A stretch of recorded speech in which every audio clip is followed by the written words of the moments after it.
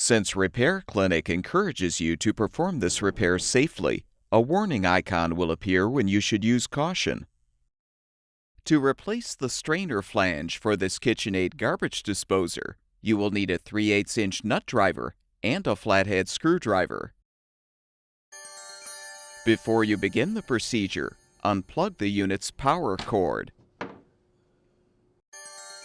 If there is not enough slack, detach the dishwasher's drain hose from the disposer inlet port, if applicable.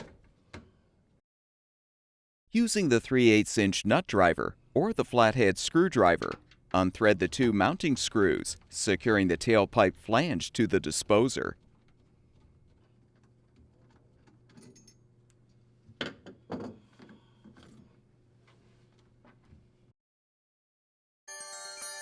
Now rotate the lock ring counterclockwise to release the disposer from the sink.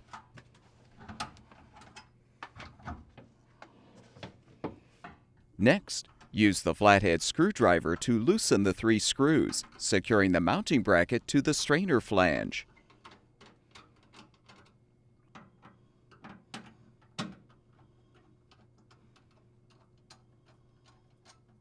With the screws loosened, lift the bracket up and use the screwdriver to pry the mounting ring free of the strainer flange. You can now lift out the old flange. To install the new strainer flange, you can use plumber's putty to help seal it. Or you can align an upper sink flange seal. Insert the strainer flange into the sink opening. Confirm the mounting bracket screws are partially unthreaded.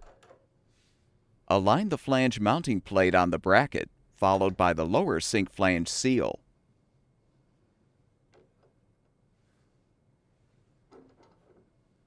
Align the mounting ring on the bottom, then holding the components together, position them on the bottom of the strainer flange. Push the bracket up while pushing down on the strainer flange. Then snap the mounting ring into place in the strainer flange groove. With the rings secured, tighten all 3 screws.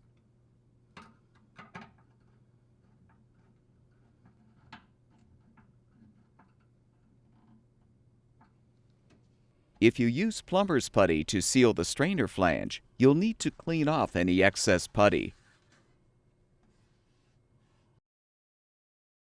Reinstall the disposer by positioning it in the mounting bracket, making sure the disposer's outlet port is aligned with the tailpipe.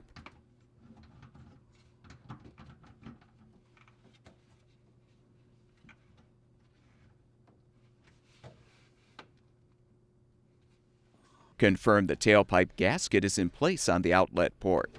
Then position the tailpipe flange with the port and thread the 2 screws to secure.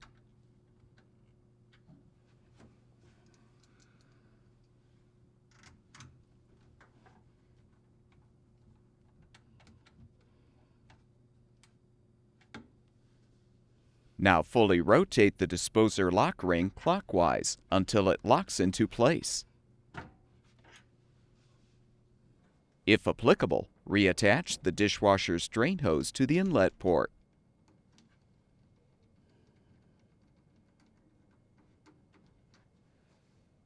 Plug the power cord back in, and the garbage disposer should be ready for use.